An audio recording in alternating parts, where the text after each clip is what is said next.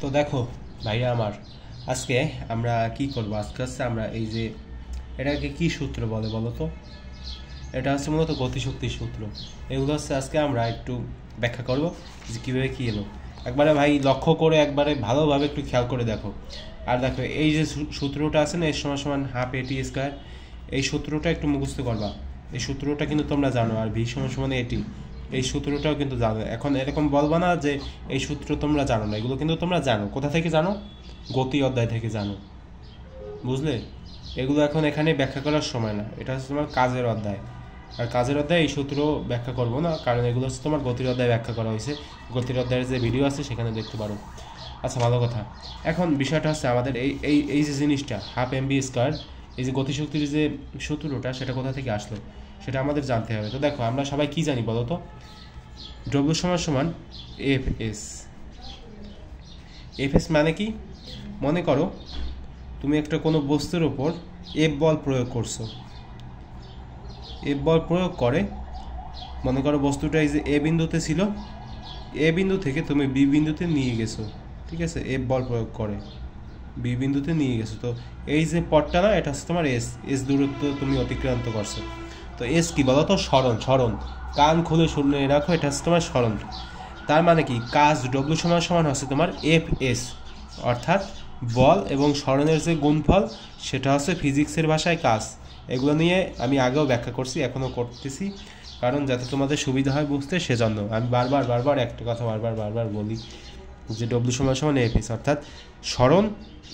S হচ্ছে তোমার সরণ এবং এফ হচ্ছে তোমার বল। বল গুণ সরণ সমান সমান কাজ। বুঝতে কি পেরেছ? না বুঝে থাকলে আবার রিপিট করো। আচ্ছা, তো ভালো কথা। এখন এফ সমান সমান আবার কি বলো তো? এফ সমান সমান হচ্ছে তোমার এম এ।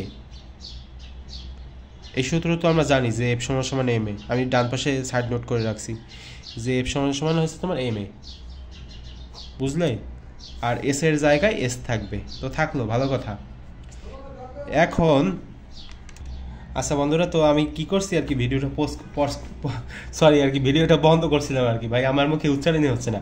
আচ্ছা দেখো, এখানে এফ সমান সমান হচ্ছে তোমার এম এ এবং এখানে হচ্ছে তোমার এস। বুঝতে কি পারলে? রিপিট করছি মনে হয়, আমার ঠিক মনে নাই যে কোথা থেকে শেষ করছিলাম।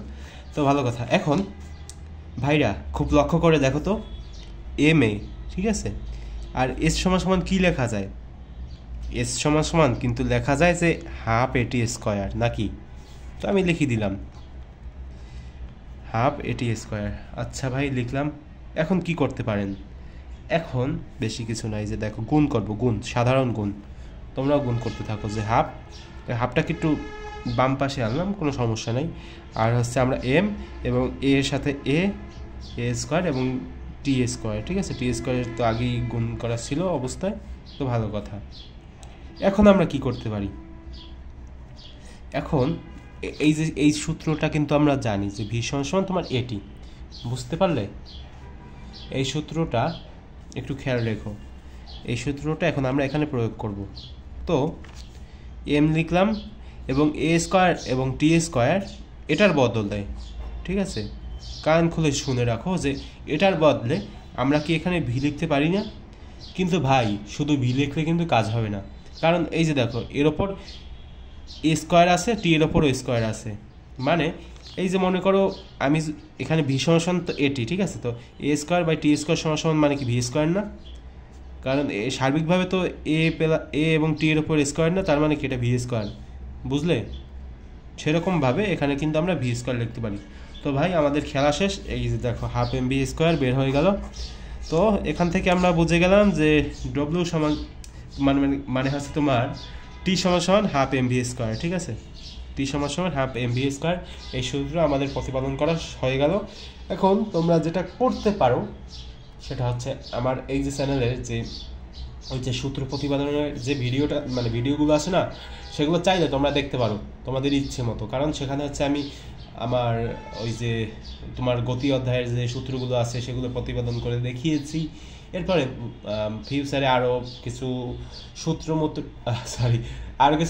টুত্র প্রতিপাদন করে দেখাবো পরবর্তীতে আর কি। তো তোমরা যদি সেগুলো দেখতে চাও, তোমরা এই চ্যানেলের সাথে থাকতে পারো, ফলো করতে পারো, বুঝলে ভাইরা? আচ্ছা ভাই, তাহলে এই পর্যন্তই আজকে।